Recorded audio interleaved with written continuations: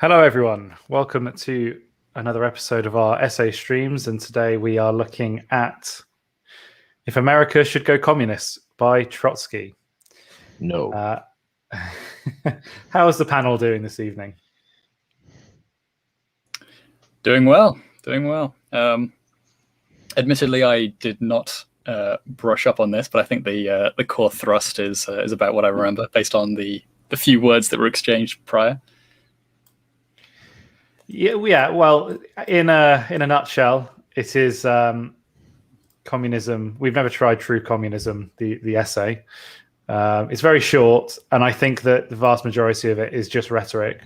But I think it's enough to take a look at, to get into the mindset of one of the most evil people that have ever lived on the planet Earth. What do you think, Freelance? I think it's just a snake oil sales pitch. Mm-hmm. Yeah. This miracle drug will cure all your diseases. And don't mind it didn't work with the other guy because he had some underlying condition, which you don't have. So basically, if I had to classify it, I would say it's the chimp Pokemon argument.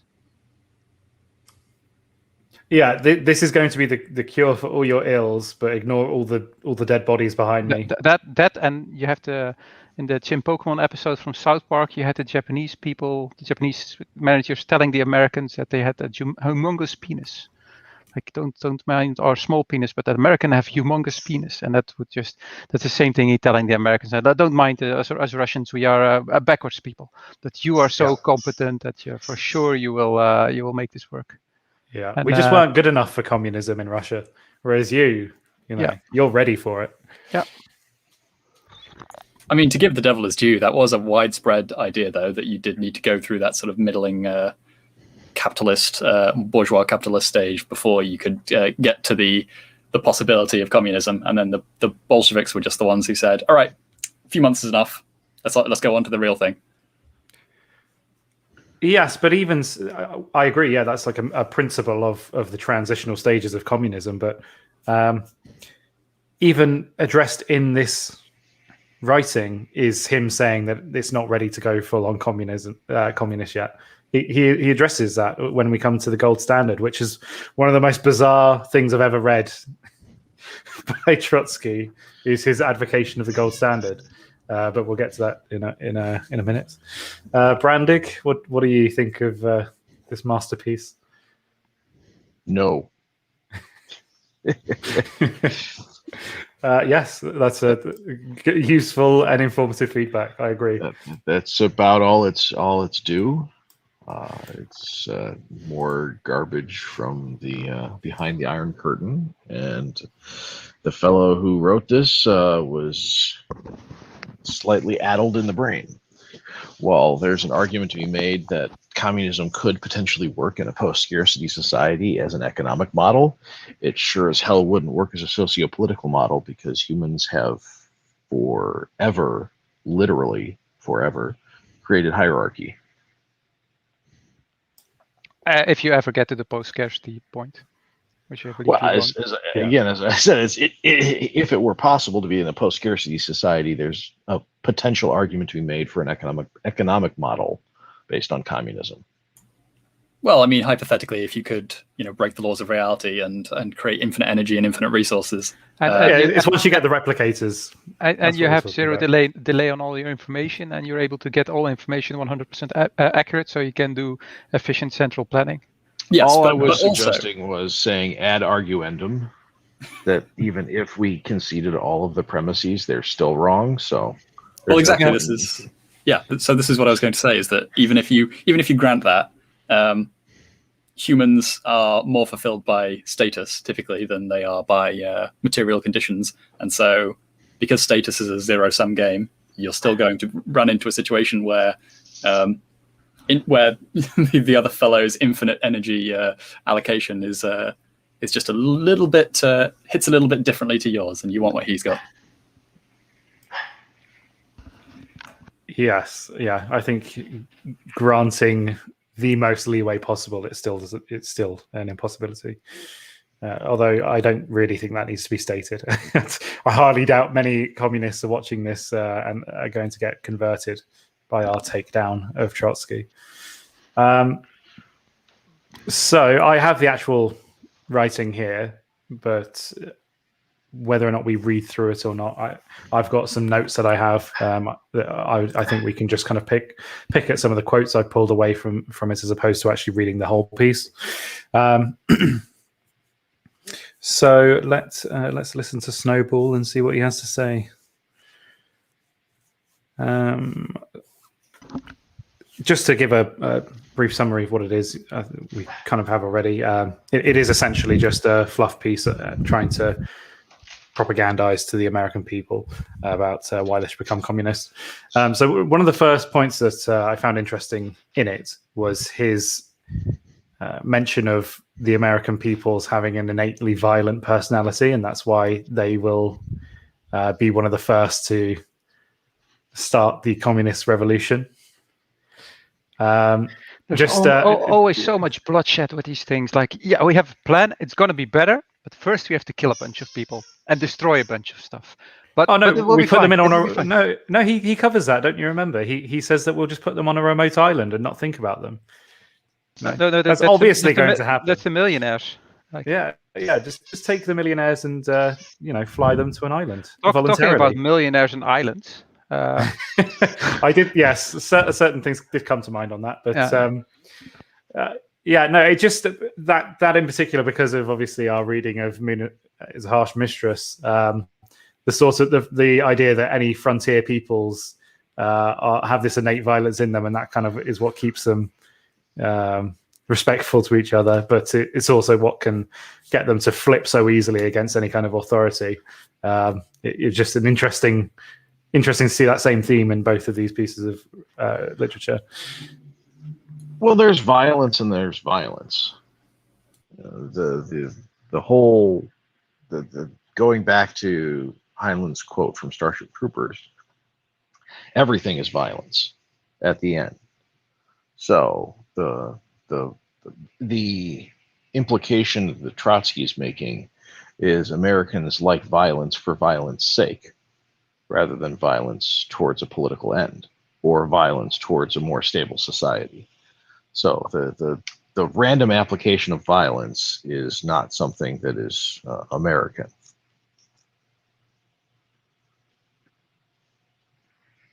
Or at least that's what I say as an American. So yeah, and I'm not sure that I see that. So I think the violence that comes out is an expression of a greater appetite for risk than exists anywhere else.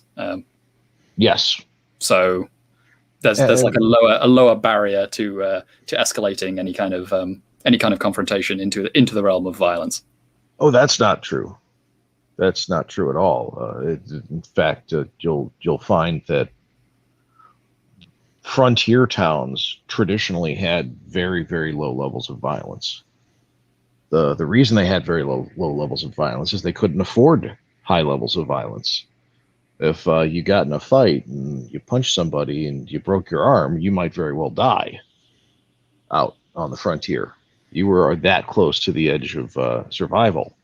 So people were very, very polite because they couldn't afford to let anything escalate to violence. But when something did escalate to violence, it was quick and it was very, very decisive. Well, you'd have to compare cities then at that point, because you can compare frontiers to other frontiers. Right. Comparing sort of like, metropolitan London to the metropolitan San Francisco. Yeah, sure. Yeah, there's an excellent book that was written about it called The Not So Wild Wild West that it really warrants a read. That was written, 1946. So there was a lot of research that went into it about property rights and how they actually structured things in the frontier and frontier towns, and how well it worked. Yeah, so I know that we get a just because of the romanticism, we get a skewed picture of what the quote unquote Wild West was actually like. But I still think there is something to the idea that just from the nature of America's early sort of cultural forming, or like early formational period, and the kinds of people that it sort of plucked up from other societies that it was taking people from. Yes, there's definitely a self-selection bias. There you go, a selection bias, essentially. Yeah, there's a self-selection bias towards independence and obstreperousness. But be that as it may, it's certainly it was channeled in a lot more vigorously than I would believe most Europeans would consider to be. Although I would say that there was a similar level of violence in the upper echelons of the dueling culture of Western Europe. Oh yeah, definitely. Yeah, Western Europe and Europe as a whole, we didn't know any violence. We never had any wars. We never fought anybody else. Purely in America. We was Europeans. Yes. Well, the interesting thing is that, especially when you get into the 19th and 20th century, you don't necessarily get as much of that sort of bellicose attitude as you might think. It has to be generated from sort of like elite prodding, basically. So once everybody was at war, then all of a sudden, for example, everyone in France like really cared about Alsace-Lorraine. But beforehand, during the peacetime, nobody really did that much. This surprises you. Why? Well, because the general way that it's talked about, and especially in the tongue-in-cheek comments that were just made, imply that we were all just kind of like raring to murder each other at the first drop of a hat. But that's not quite necessarily the case. They were just sort of more. I can't think of a word. But like more willing to work within the established structures and sort of like work within the hierarchies that were already established. So are you referring to Americans or Europeans? I'm referring to Europeans right now. Okay. So once the propaganda had started going, then people were all in on the militarism, and then that took a long time to sort of cool down again. But prior to that, before that sort of propaganda had started really hitting, there wasn't that same bellicose attitude among the general population. Yeah, I don't think that they were all raring to rip each other's throats out. I actually think it's a better level of acceptance of violence that they had then, because it wasn't, it's not like it was like a day-to-day brawling. It wasn't glorified, but if you had to take it upon yourself, then you would. I think there was less of a reliance on the state to dish out justice of small kinds. Like a small conflict between two people that could have ended previously by a bit of a bash about. Now you have to call the police to get involved. Well, certainly there's more the more expectation of institutions getting involved now than there was then. But I would say that even then, comparing Europe to America, there probably would have been more, even in the sort of more civilized and urban environments in America, more recourse to deal with problems themselves rather than dealing with problems via institutions. That would be my contention, but I don't have data to back that up. Yeah, I would anyway. Just purely from assumptions on their mindsets. Yeah, I would agree with you without seeing any data to back that up. There weren't really. Well, let's go back onto the essay. It's a bit of a tangent. The next bit I wanted to bring up. So, yes, following on from that, Civil War. Where is that section? This part here. Again, interesting to compare this to what we were looking at in Heinlein's book. He kind of hints at a plebeian movement, but I don't believe him in the slightest. And this was what first made. I mean, you should never trust Trotsky, full stop. But this was my first thought of, hang on, he's just saying anything that he can to try and get people on side, and then we see that come up repeatedly throughout. I don't believe for a second that he thinks that it isn't fought by a handful of men at the top, because that is the whole idea of the Trotsky movement that he started. And he even covers that later on by referring to the strength of propaganda in the American media, and how the elites can influence the mind of the populace.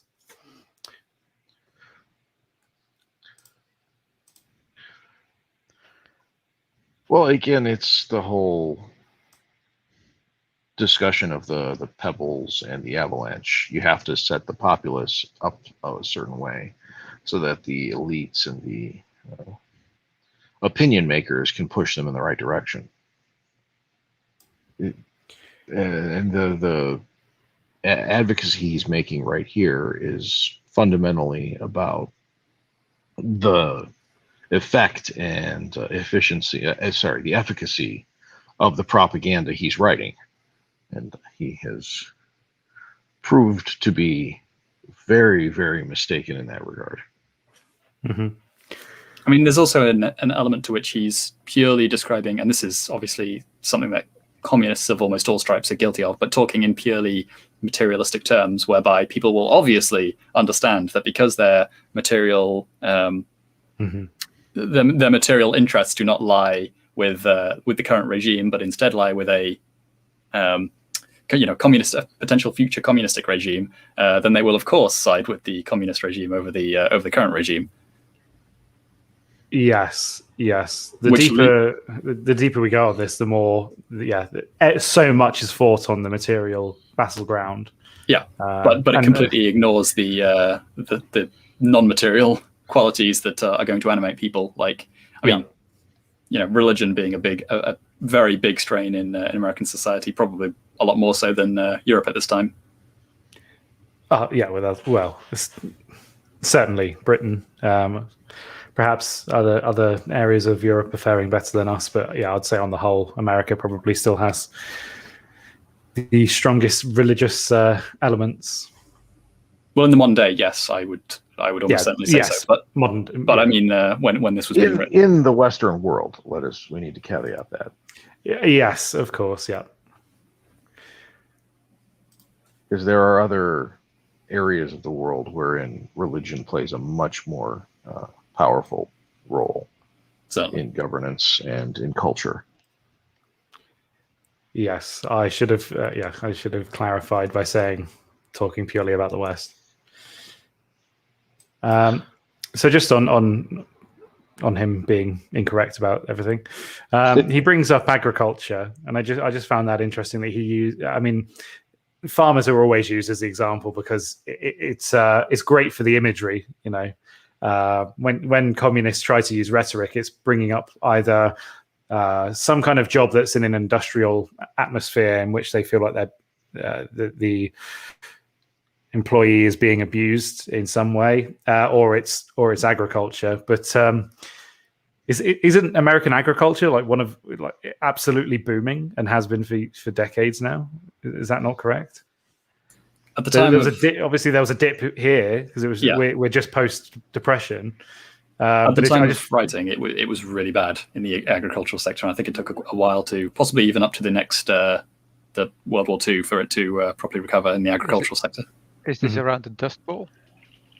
Yes, similar kind of period, but there was some underlying sort of financial issues that were created by. I mean, more or less the same. Dust Bowl a little bit earlier. No, I thought it was in the 20s. So this is 34. This is around the American Dust Bowl. So you had the problems in the US that because it was so dry, you had these dust clouds which would cover everything, which caused crops to fail. And so this is a kind of a collapse of pre-industrialized agriculture. So nowadays, sorry, go on. So nowadays we have a lot of irrigation to make sure that there's enough water, and we have artificial fertilizer, which greatly increase crop yields and prevents failed crops like we used to have.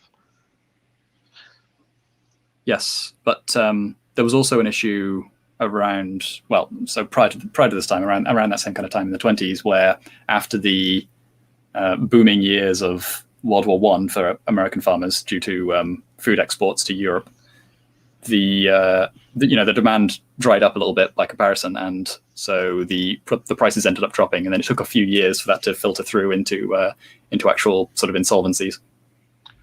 Well, you're also seeing traditional technological advances and more yields per acre, which is what has really driven the American agriculture to the knees at which it finds itself nowadays.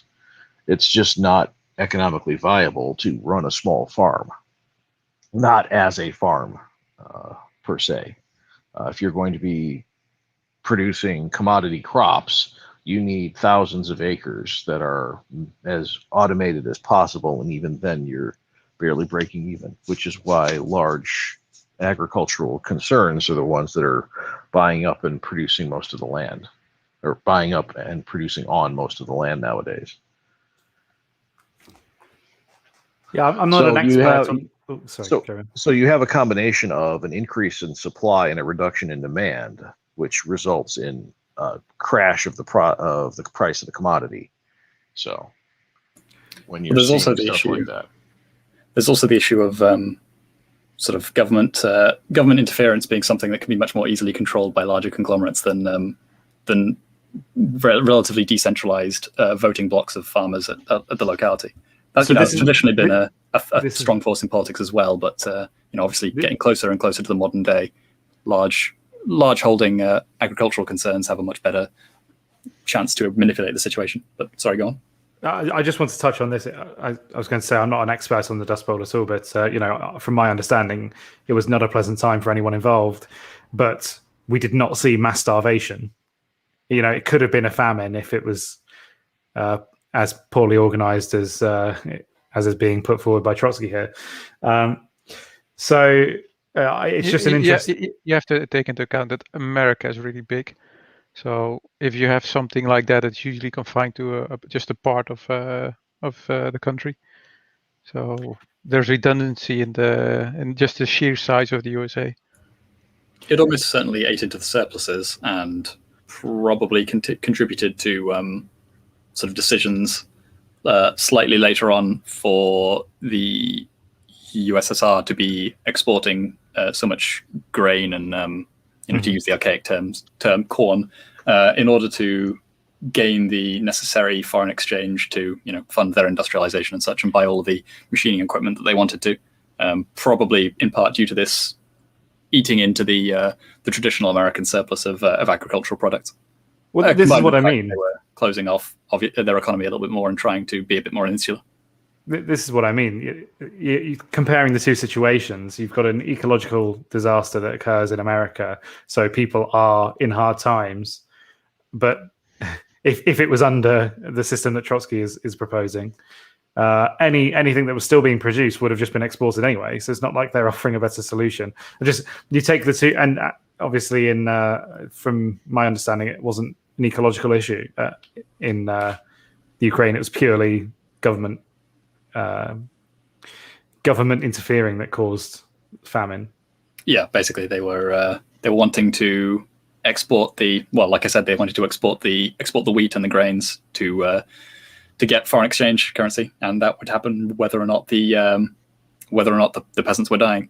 But there is also a quality where there's multiple different layers going on there, because part of the reason that Ukraine has the borders that it does is because they wanted to ensure that the ratio of proletariat to peasants was appropriate for a Soviet. Basically, they wanted to make sure that there wasn't going to be an overall sort of peasant dominance at the Soviet level. And so I have to wonder if, not only as part of this sort of de-Cossacization and the attack on Ukrainian sort of nationalism and identity, there was also an element of they were trying to sort of wipe out the peasants and change the demographic balance so that the urbanites were a higher proportion of the population, basically, so that it was more controllable at the political level. Which is interesting, because obviously it was kulak that was being used as a way of that slur was being used as a way of trying to eradicate some of the unwanted elements of the society. But you're saying that the label that they were using for urbanites was being used on the people, the exact opposite people. It was the proles that they were being targeting the most. No, the other way around. So they wanted to encourage the growth of the proletariat class as Oh, as sorry, in so the- it was as in the urban workers.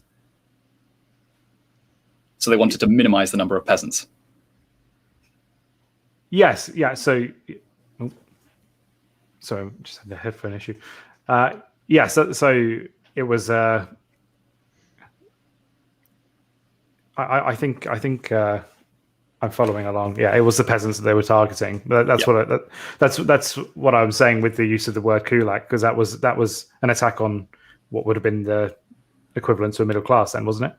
Yes, specifically in the agricultural context. But I think Yeah. there's probably also a quality of sort of divide and conquer. And you see that literally the entire way through the early Soviet period, where they are, the early revolutionary period, where they are promising everything to everyone in order to get, some part of the faction on side and squabbling with themselves so that the Soviets can sort of destroy the factions one at a time.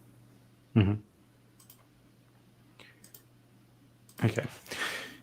So, hence why they, for example, patronized the Ukrainian identity in the early days and then cracked down on it later very deliberately and sort of, attacked them at the ethnic level. Mm-hmm.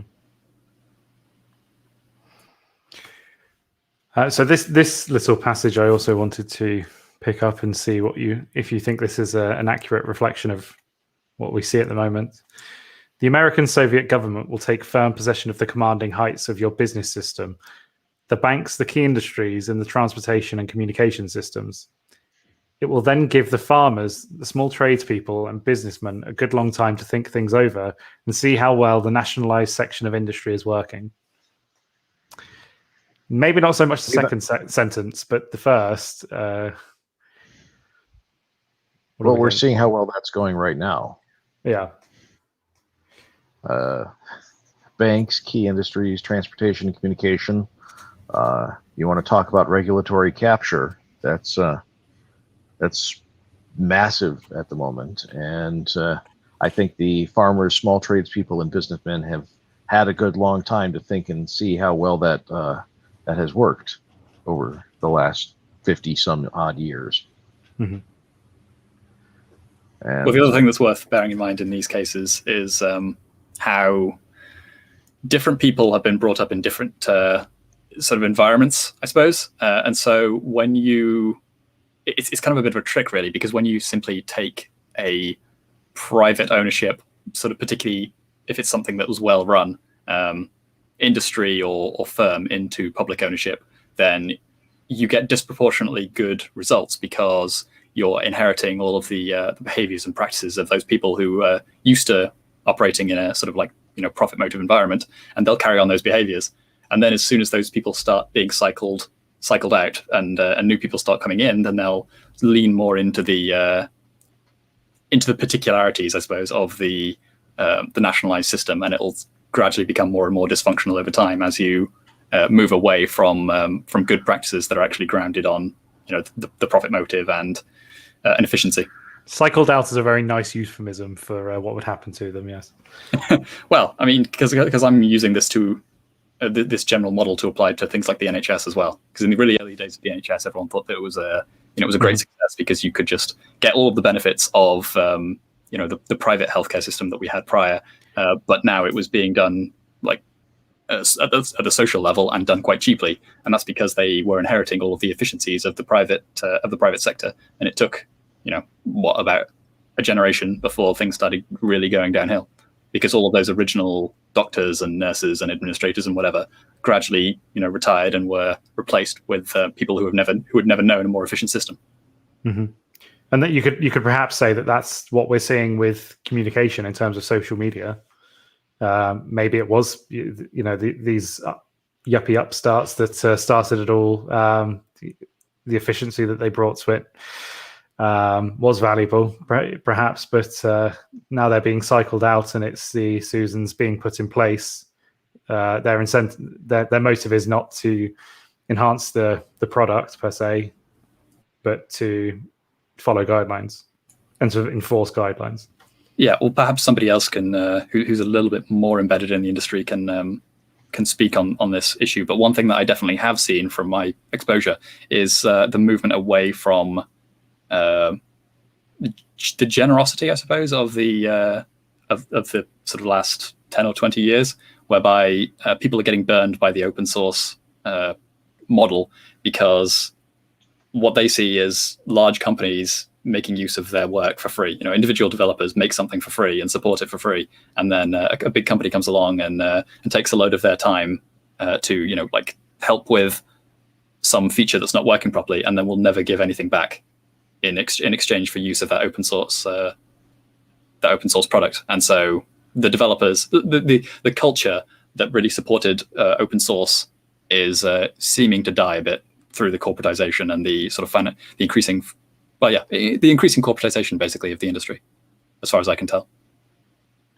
It's certainly true that the companies have benefited a lot from open source, because if they had to build it themselves, it wouldn't be as good and it wouldn't be as efficient. They do try to give something back, but it's usually idealism from the developer itself. It's not something that's usually actively done. And I think you're kind of right. There's no incentive to do it, unless and even nowadays internet credit is not that big. So, and the culture that supported it is being sort of gradually destroyed. Yeah, maybe it's always also because Linux kind of won when it comes to servers and the cloud, and so there's nothing really to react against.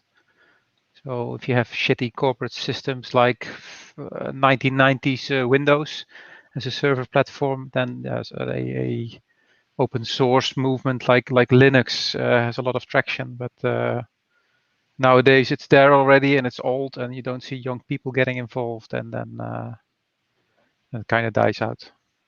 Well, one of the things that we're seeing with the increased use of open source software within the corporate sphere is an extension of the outsourcing that started with the H-1Bs and the tech revolution in the early 2000s / late 90s.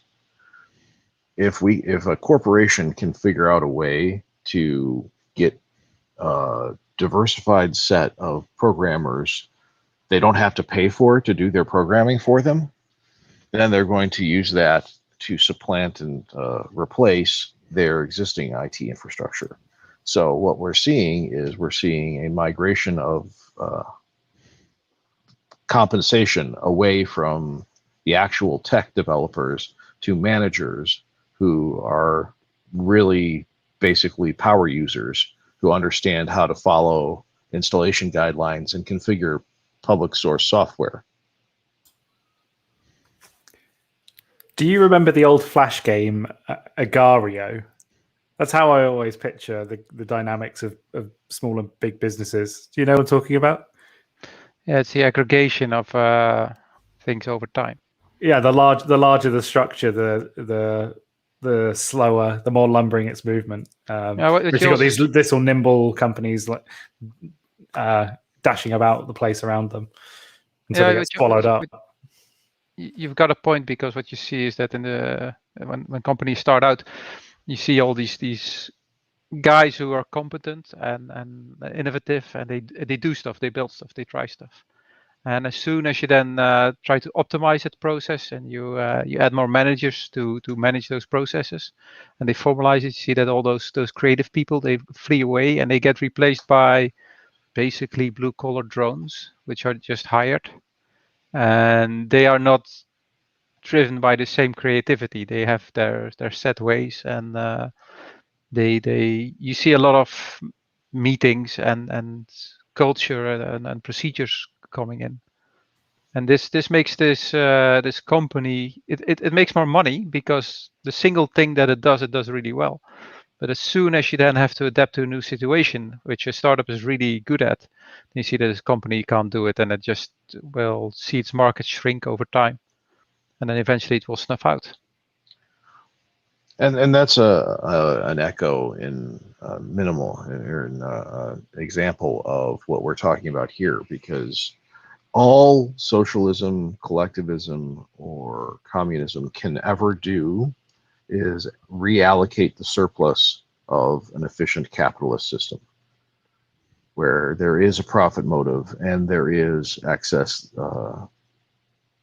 production that is captured through efficiency and optimization.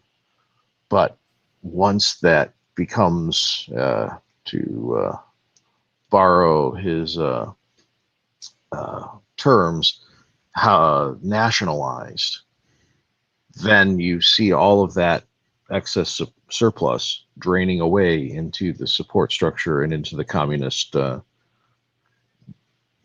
black hole of demand. Then it goes over into functional uselessness.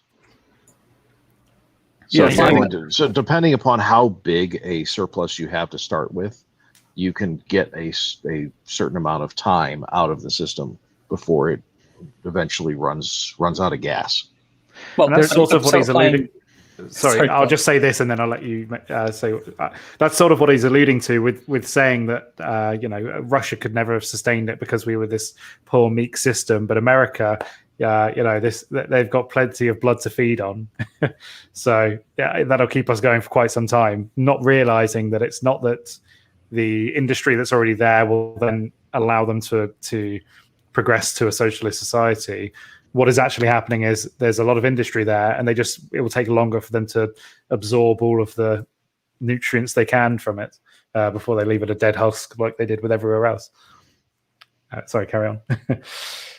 Yeah, because what they do is they take away the incentive to innovate. So everything has to go through a committee. The term Soviet means committee. And that means that decisions by committee are usually very conservative, as in, we've reviewed it and we decided to keep the color of the cover of the report gray after 5 hours of deliberation. So you will never have a Elon Musk who will try to do something outrageous and which will push the boundaries. It will always be safe, and it always will be preserving the status quo, because that's in the interest of the people on the committee. Well, apply the same model of sort of like capitalizing off surpluses to a non-financial, even non-materialistic sort of realm, and it still sort of works, because the first leader of the Soviet Union to be born under the Soviet Union and not to have their formative years being under the Tsarist system was the one who destroyed it.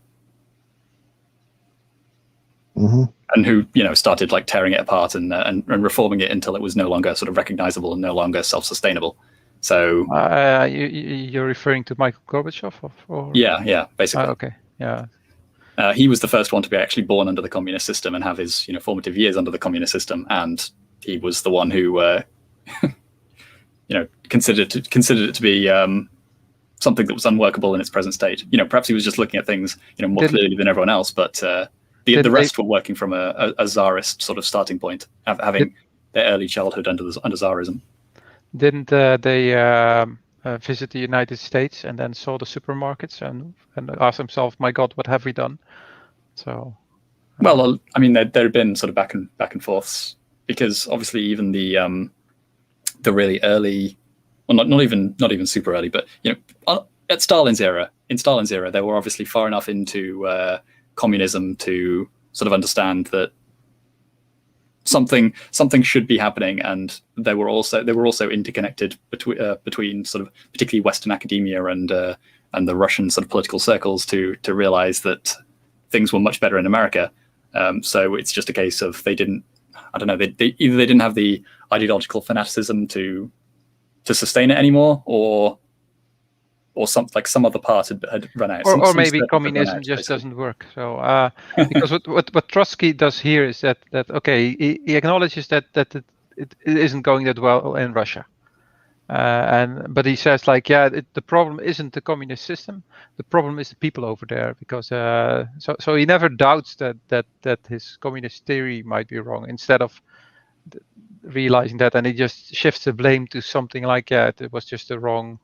The weather was wrong, or the people was wrong, or they spoke the wrong language. It was never any point where he would self-reflect into the conclusion that actually his whole premise might be wrong. Well, that gets into a question as to how much of this is pure rhetoric and how much of it is actually trying to make some kind of actual point or case. And I think that's a little bit blurry. I think it's quite. I think it's crystal clear. I think it's all rhetoric.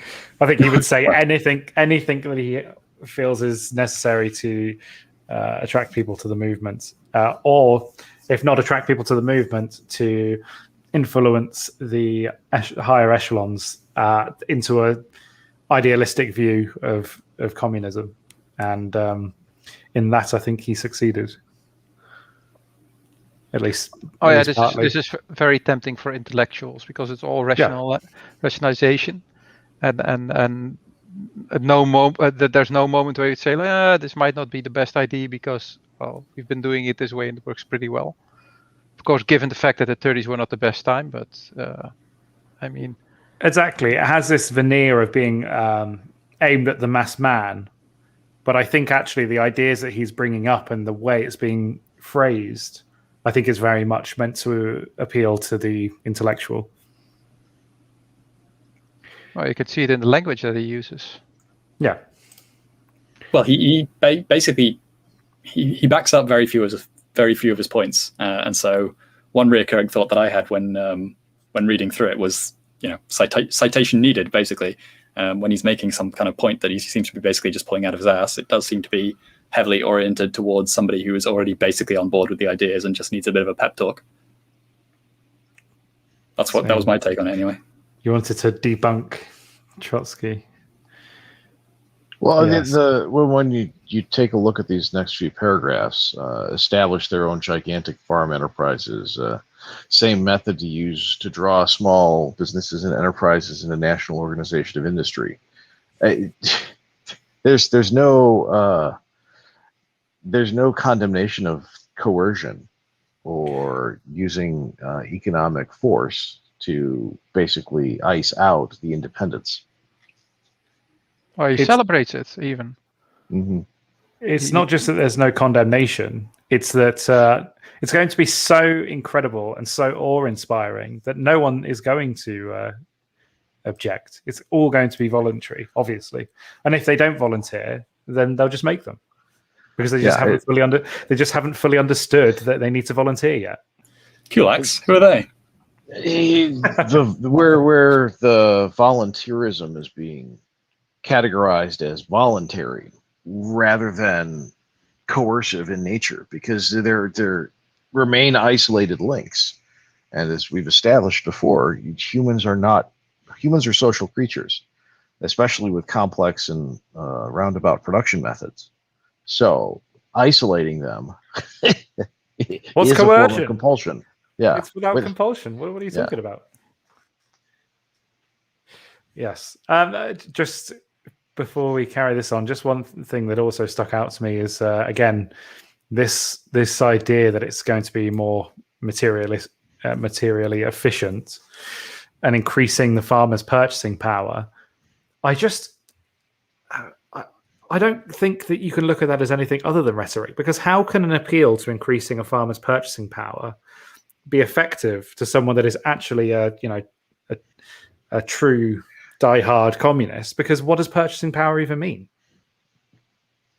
It's obviously, to me, just a way of getting into your mind and trying to sway you more than actually make a point. And if the costs of production will be cut to 20%, where does the other current 80% go? It's certainly not an 80% profit margin, or rather, in that case, it would be a 400% profit margin. So, or just get saturated, because it's so easy to get into it. It does very much remind me of somebody who's taken a look at just an absurd amount of financial data and concluded, based on the most efficient, most highly mechanized farms, that it's possible to reach this level of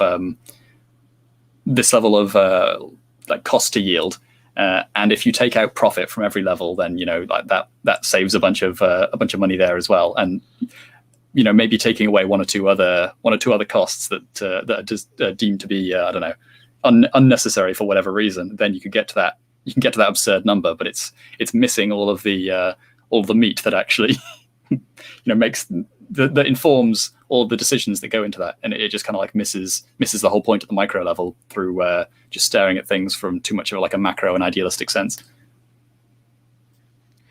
Yes, so I can kind of see the logic, but and again, it's also maybe these figures are attainable, but what environment are these people being put in to attain the figures? At what cost? Yes. Sure, we can increase production of wheat by 300%, but for what reason, and what are people being subjugated to do that? And is that wheat even being used, or is it being chucked in? Is it just being done to fulfill a quota? I don't remember what economist had said it, but some famous economist once said that the most important words in economics are these three: at what cost. So you can be more economically efficient doing X, but in order to do that, you need to pay the cost of not doing Y. So everything has a cost, and to get your yields up, you're spending something.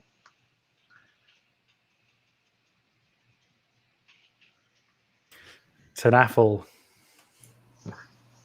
Tanstafel. Oh, Tanstafels. Yeah. There ain't no such thing as a free lunch. What have we got next? Then he talks about religion, which is something about which he knows fundamentally nothing. Yes.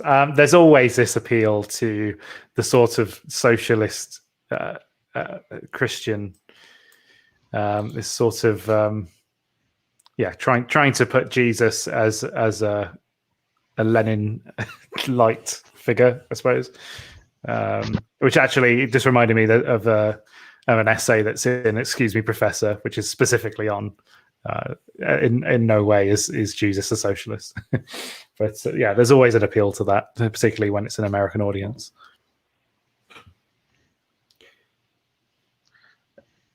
And then the apparently unique American inventive genius. That's ridiculous.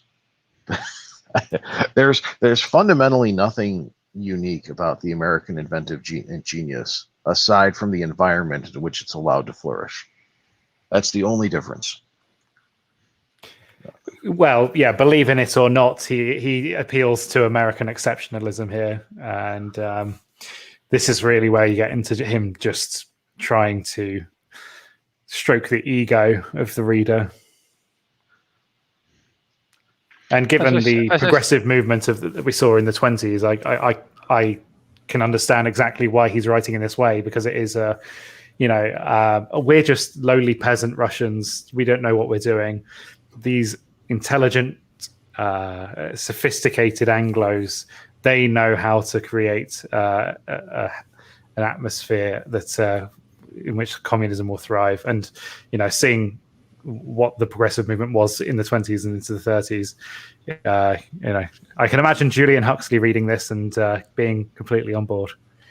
Right. Well, yeah. This is the thing. Is as I recall, he talks about eugenics a little bit later as well, and so yes, which was a very out of left field way to end the piece. Well, not when you pay attention. When you pay attention to the circles that sort of overlap and the kind of exactly movements that they're sort of tapping into, is it does make perfect sense that because they're also swimming in this sort of Nordicist, but not in the mystical sense, in the sense of like Anglo-Saxon plus Northern French plus Germanic exceptionalism and supremacy of those groups, then it does make a lot of sense to talk about America or Britain or Germany as being sort of uniquely providential places where communism needs to take hold in order for it to actually generate its needed success. Well, I would push back on that with your inclusion of the Germanic peoples, because I think that it's very explicitly exclusionary to Germans. It was to me the movement that we saw in the 20s of the progressives. It was I would include the French or various ethnicities there, but it was Anglo-Saxon. It was Anglo-centric more than anything, And I think that the Germans, he specifically says that the Germans, in reference to the mid-century Germans, that they were trying to achieve their, go back to the greatness of their race. But he kind of describes it as, the filth of their race. So again, that would be hitting on the notes of the anti-German sentiment that was around at the time. So when I say it's out of left field, unless it is without taking into consideration the actual hand-in-hand nature of this sort of perennial socialism combined with eugenics that was very, very dominant at the time in intellectual circles. Yeah, but I think the sort of the particular political sort of critiques that are coming out of that period, just because of their hard turn right, and it's something that obviously had also been experienced during Marx's day when the Germans had also turned against the liberal path that was set before them, and the liberalizing path that was set before them more so. There is that sort of in-between period where there's a very dominant sort of Germanic socialist strain, and I think that does inform quite a lot of the hopes of communists and socialists during this kind of period that just later become a little bit disillusioned with the rise of the Big H, and obviously the wider right that he was taking part in at the time. But this is splitting hairs essentially.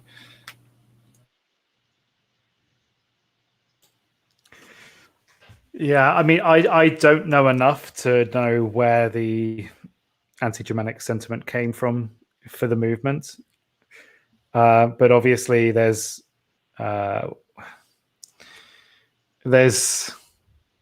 hatred that the Big H had towards certain groups, and I wonder if it originated there prior to whether or not his hatred was a reaction to what was already being labeled against the German people. I don't know. I don't know enough about it to say that is the case, but I do think that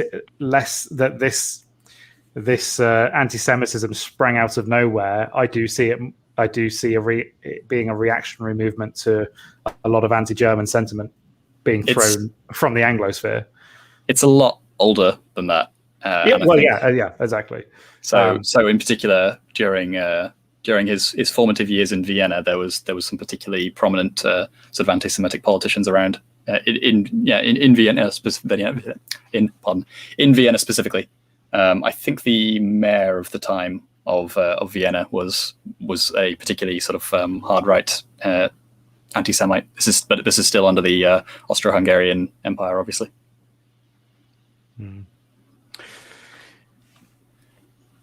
Interesting. And then there's all the experience in the East, and so during World War I and the immediate aftermath of World War I, and the interplay between the various sort of Russians and Ukrainians of that whole area, and their interaction and opinions of Jews was not the best. So all of these things sort of go together, because obviously when you're taking the Freikorps and putting them in that environment, then there's a little bit of osmosis between some of those ideas, in the same way that you get anybody who's in contact with the French during the Napoleonic era starts picking up liberal ideas. It's the same sort of thing. Mm-hmm, mm-hmm. But it's a big topic, as is probably evident. Yes. So let's move swiftly on from that. Indeed.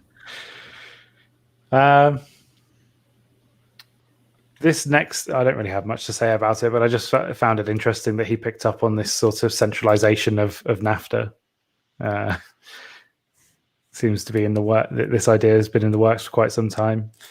Well, this whole section is all about how unassailable the United Socialist States of America would be once it was claimed, and it's basically echoing the unassailability the USA has right now, or at least had at the time, in that it's fundamentally impossible to invade America and succeed at anything, just because America's so bloody big compared to the rest of the world. Mm-hmm. And then the fact that Canada and Mexico and South America, etc., would join in the communism, I can see that happening much more than I can see them joining in the capitalism. because for X 50 years or so, they haven't worked on freeing their markets and increasing the freedoms of their people. In fact, Canada is going in the opposite direction right now. So culturally, it would make a lot of sense in that those areas, at least in South America, seem to have been primarily, how do I put this without getting yeeted off YouTube? Given what we were just talking about, I think you've got free reign to say whatever you wish. They established a partnership with the indigenous peoples rather than supplanting their culture in its entirety. So, rather than the Angloization that we saw in the United States, there was more of a mixing of collectivism and the tribal cultures of the South with the already tribal culture of Spain. So incorporation and integration with a communistic ideal and a communist overarching position seem to be the norm rather than the exception in the rest of America or greater America. Mm-hmm. Yes. I wonder, well, I don't know how many examples of, socialist governments are truly the will of that country when it comes to South America, though. But that, again, is a whole other topic of how much interference happens there. Trust me, it will work this time. So, skipping on to the next part I had a note on, was this sentence.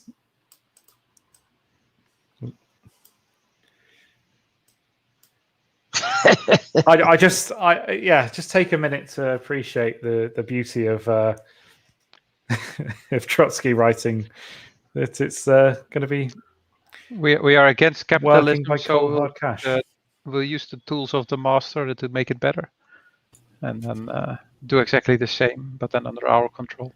I mean, to give them some credit, this is effectively a large part of how they operated in the Soviet Union as well. It's always been mandatory to bring all regions into the national market, and then all particularities of regional economies be damned. Yes, it's very strange. So his defense of the gold standard is that you need to the dollar is incredibly powerful, so we can't allow it to be unchained and to inflate. We need to be able to manage it by having it tied up with so it's not fiat currency until we have got the socialist utopia, and then we will drop the gold standard. Is that right? Or well, then we won't need gold anymore, money anymore. That's the whole idea of communism. That if you're in a post-scarcity world, you don't need currency because there's no need to set a price because there's no scarcity. There's infinite supply, which would mean that every price would be zero. It seems like a very strange admission.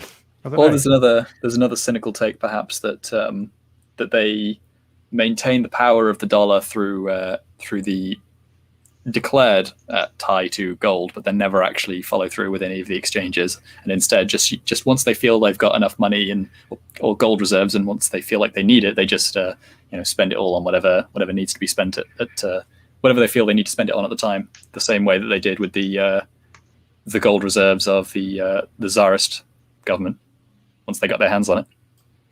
Yeah, I find that quite convincing. Well, as long as the proles believe it, as long as the proles believe it's backed by gold, does it really matter whether it's actually backed by gold? Well, it's also a matter of getting as much foreign currency into the system as possible as well, so they've got a nice big stockpile of resources that they can then use for all sorts of other tomfoolery abroad, trying to bring everyone into the world international socialist system.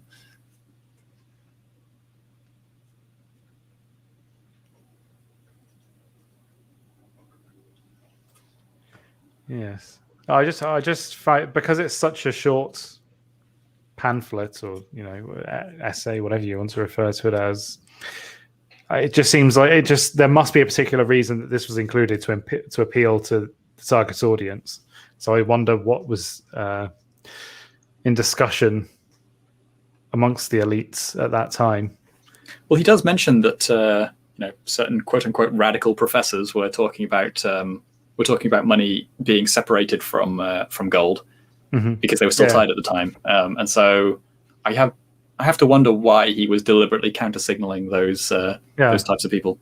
I suppose it might be due to the experience of the Russian Civil War, because obviously, due to the fact that the Reds could rely on greater reserves of like tradable resources and foreign currency reserves that the Whites didn't have access to, they were able to actually get much more in the way of foreign support than the Whites were, depending on how deep you want to go into the down the rabbit hole of who was supporting who and why, and et cetera, et cetera. It could also be a form of scapegoating to say, look, it didn't work last time, but that's because yeah. Well, yeah, possibly, but it is certainly true that the Whites suffered quite badly from hyperinflation because their currency wasn't tied to anything. Yeah, no, it just must have been in the public consciousness for him to include it. It's such a large part of it, and as you say, he mentions radical professors, so it is a counter signal against people that may presumably be on his side for other reasons. Yeah, so skip past this. And then he's talking about how they're going to not have to manufacture a manufacturing industry. They'll actually be able to just loot one from day one. Yeah. Isn't that great? Yes. Why teach a man to fish when you can just steal his rod and his steal fish? Another man's fish.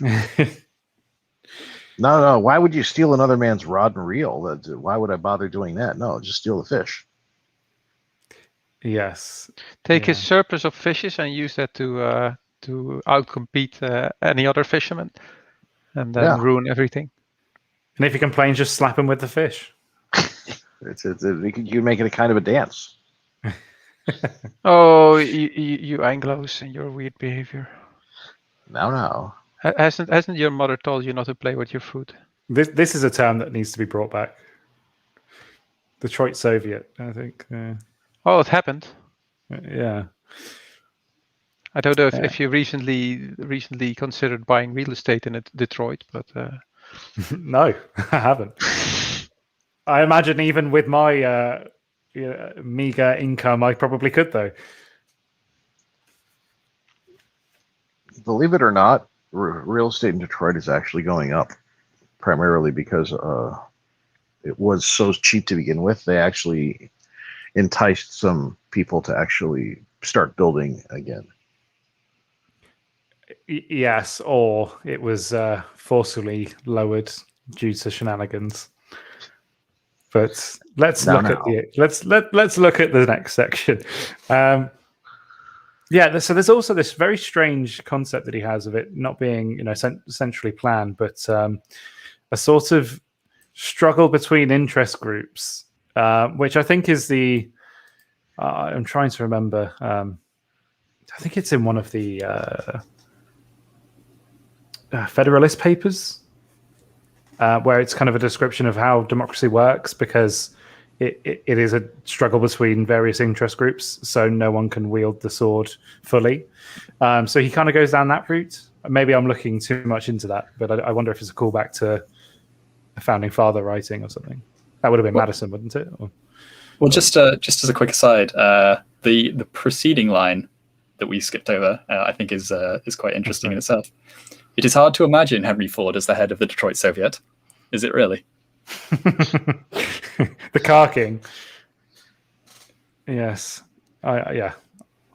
Well, considering his legacy, I'm thinking. No, you're absolutely right. As we discussed earlier, the humble beginnings of many, if not most, of the great industrialists of the 19th and 20th centuries in America would lend themselves to command economies. Well, they overtly did at various points, most notably during the business plot, right? Wasn't that the actual aim was to essentially establish corporate rule of America? Mm-hmm.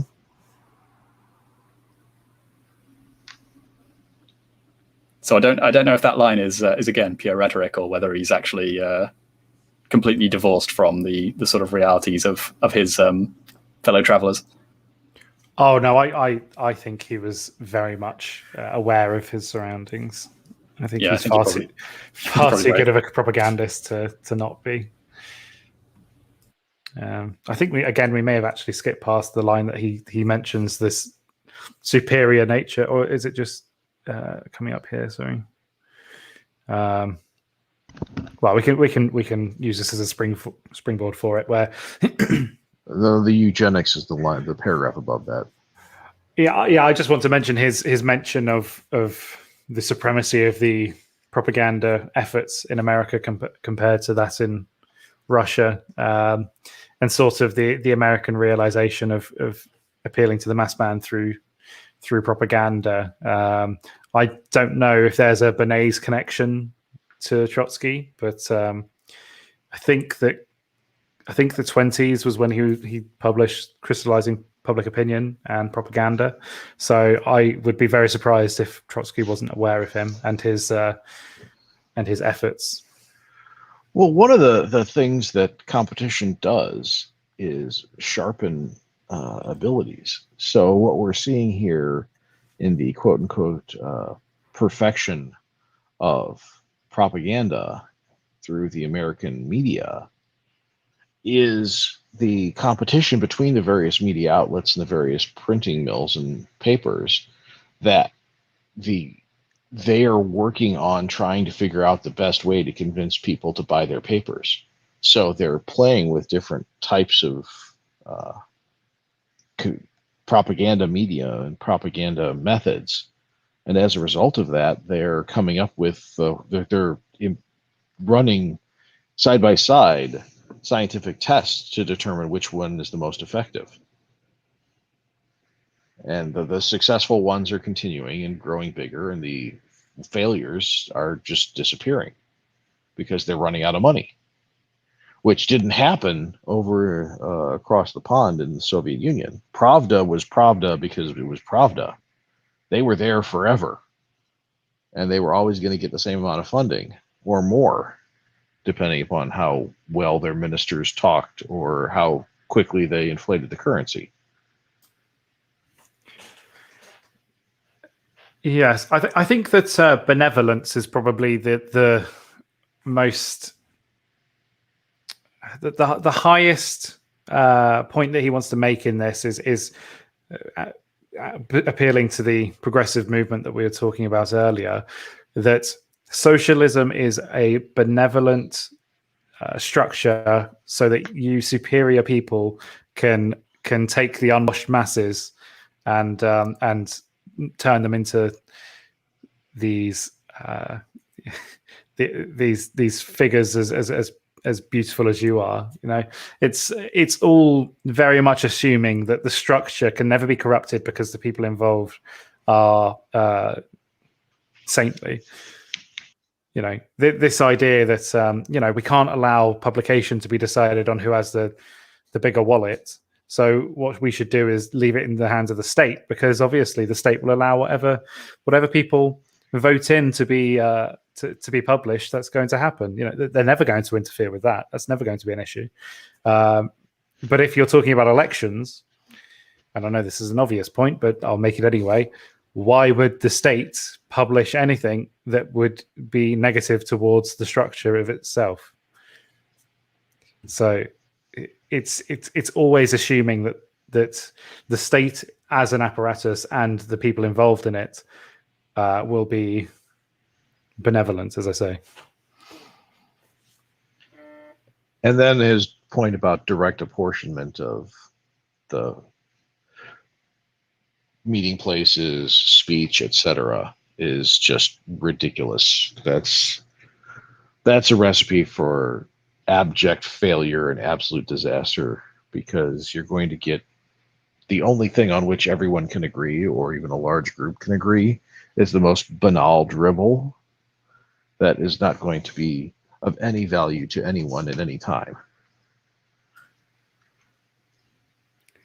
Yes, we vote for good thing, and we don't Yes. want bad thing. I agree.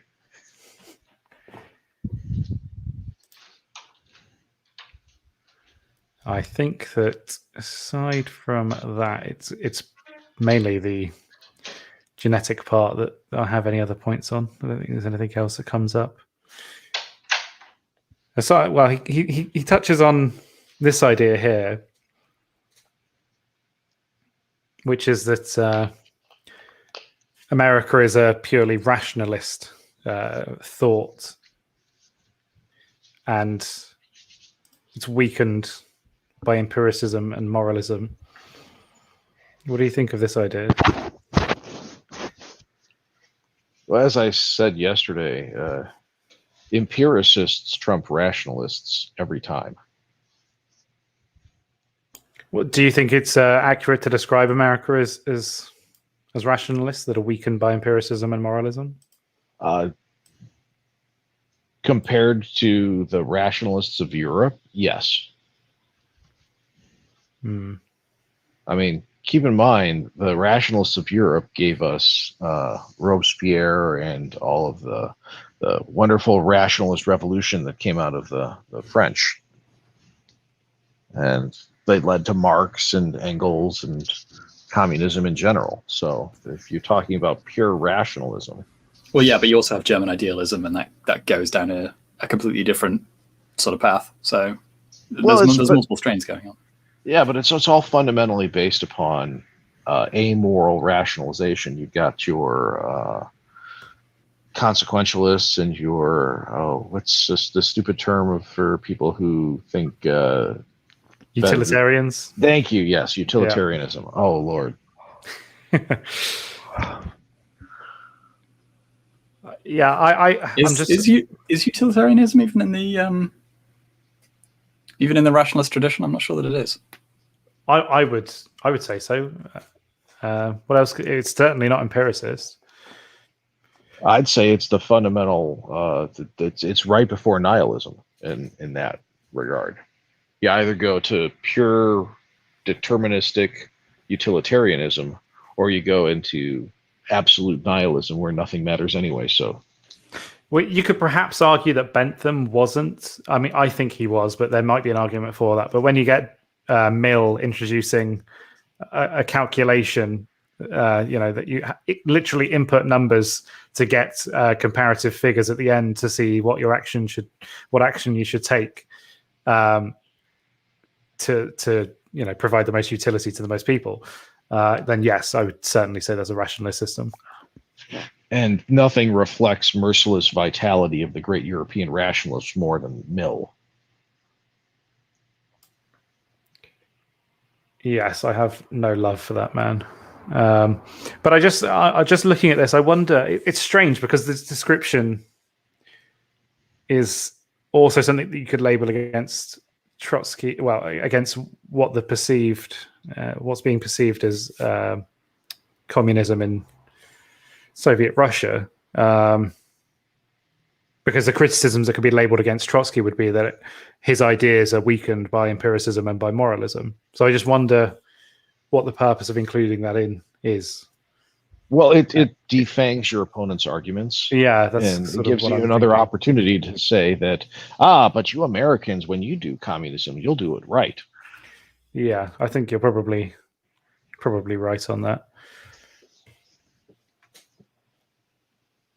It's I was always taught when you're making an argument that you should, or an argument or a position paper, you should always include some of the arguments from your opposition so that you can defuse them before they're even made. Mm-hmm. And try and roll it in as part of your argument, because Correct. then you've taken a weapon out of their toolbox. But it's called framing your argument. Mm-hmm. So now we, at the bottom here, as we spoke about previously, reach the eugenic section, which we kind of spoke about previously. But this is what I mean when it comes to wanting to separate Germans from the description of Anglos, and I could definitely think you could roll in the French as well. But the restoration of the old race of Europe's dark forest to its original purity, or rather its original filth. Can I make one positive point about this? Because you can. We've been hammering on this piece like, oh, we hate everything about it, but I do love the way that the Russians write. They have maybe it's soft spot for me for reading too much Tolstoy or something like that, but it's just the way that they describe stuff. Well, the romantic numbskulls of Nazi Germany and are dreaming of restoring the old race of Europe dark forest to its original purity. And like, oh man, that's just the wording like that. You don't get that in Dutch literature. It's just, I don't know. It's nicely written. It's effective for a reason. Yeah. It reads well. Trotsky was certainly a skilled writer, if nothing else. He was a very good rhetoricist, or rhetorician, I guess is a better way of putting it. So his sophistry was almost unparalleled. Freelance here, I was expecting you to launch into a defense of the European dark forest. I don't like forests. Let's keep it at that. I'm a big fan of the Schwarzwald. I'm born near the sea, so I'm more of a somebody who likes the surf and the waves. Ah, so you're a Viking. Yeah. So something like that. Yeah, apply genuine scientific methods to the problem of eugenics. I don't know if this was contemporaneous to Sanger, but she was certainly a fan of that. Mm-hmm. Just completely unrelated, obviously, but the founding of UNESCO was 10 years after this. So lots of stuff happened 10 years after this. So that is true. Yes. And then his throwaway final line is one of those things where it's like, but you made a prophecy that was clearly going to be false. This frustrates me greatly. This kind of chumming around. I don't want to be your friend, Trotsky. Don't try and charm me at the end of this. Why are you at my house? Love your chewing gum. No. Mom, Trotsky's here again. He's drinking all the beer from the fridge. And Marx and Engels have gotten into the pantry, and they're stealing all the pies. They're their pies too. Everyone owns everyone. Remember? I still want to go up to when the communists are again with their table in town when it's nice weather. They have all their leaflets. Just take all the leaflets and say, well, no, they're for free, right? They're from the people. And then, no, what you should do is you should sit down there, use their table, and put up all of your material for the capitalism. It's like, what? It's our table. Anarcho-capitalist Catholicism, which I adhere to. Yes, exactly. It's our table too. Yeah. If you make enough money, you can become the Pope. How much of an indulgence is that? Oh, you don't want to know. It's quite hefty. Should we? Is there anything else to say on this? I think That was a good little. I'm tear into sold. it. I'm sold, Tovarish, comrade. Let's start a revolution. I mean, the Americans are a very revolutionary people, right? They started the country in a revolution to revolt against the English. So why wouldn't they go into the logical consequence, logical next step in political life, which is starting a communist nation? Yeah, I It mean, would be logical, right? yeah, they revolted over what was it, a 5% tax on tea? So the next logical step is 100% tax on everything. And even worse, they don't drink tea that often. So, Well, you know that Marx did because he was a big fan of taking people's property. ooh, that's a funny one, Mike. Let's wrap this up. Any final thoughts to go into? I think that we've said our piece. Yeah, this Trotsky guy is he's quite the rhetorician. Maybe I'll check him out. He's still around, right? Yes, I think he's often in holiday in Mexico. Apparently, so he doesn't write much now, but apparently he's backing the ice pick industry. Yes, he's at the head of his game in the ice pick industry. Right, let's draw a line under the pun section of the stream. So just to answer the opening question again, no. And Christian, to your question, that would be the communists. The communists ate all of the pies. They ate all of our pies. Your pie is my pie. But my pie, the old adage, what's yours is mine, and what's mine is my own. I think that's the communist mantra. Yep. Glory to Aristoska, and that concludes the stream, I think. See everyone next time, unless there's any final thoughts. I've asked before, but Rupert, you usually have some input at the end. Anything to wrap up? Not this time. See you all next time. See you later. Bye. Goodbye.